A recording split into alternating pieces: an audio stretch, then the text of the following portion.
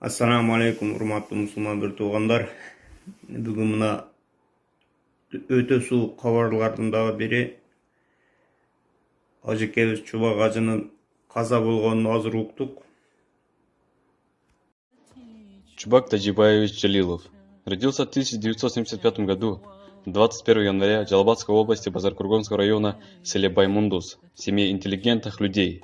Его отец Джалилов Таджибай был учителем математики, а мать учителем английского языка.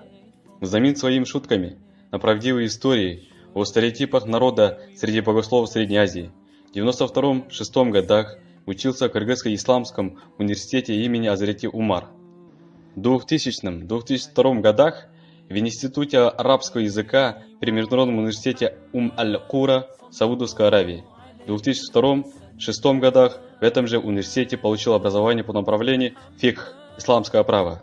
Свою трудовую деятельность начал преподавателем арабского языка в Кыргызском национальном университете факультете востоковедения 1995-1998 года.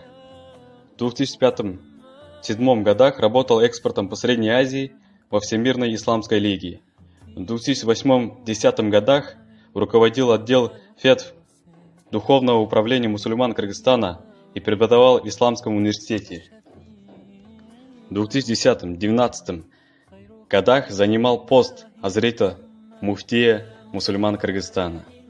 Имеет ряд разрешительных документов быть ученым или преподавать по наукам таких как фикх, исламское право, по грамматике арабского языка, по тафсиру, исламская наука толкования и комментирование аятов Корана, терминологии хадисов, изречения одобрения, образ или действия пророка Мухаммада саллаху алейхи вассалям и по хадисоведению.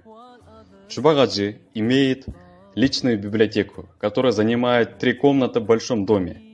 Книжный фонд данной библиотеки составляет около 10 тысяч книг.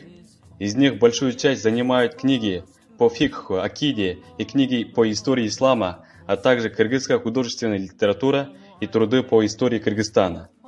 Джалилов очень любит читать книги и анализировать пути решения любых жизненных проблем в призме ислама. В настоящее время, как исламский ученый, занимается распространением ценностей ислама. Чубак Аджи проводит лекции по шариату для джамаатов, мужчин и женщин. Также помогает найти правильное решение жизненно важных проблемных вопросов с помощью ислама. Кроме этого, пишет статьи для газет «Аят», «Тамчи» и активно работает на социальных сетях. Чубак Таджибаевич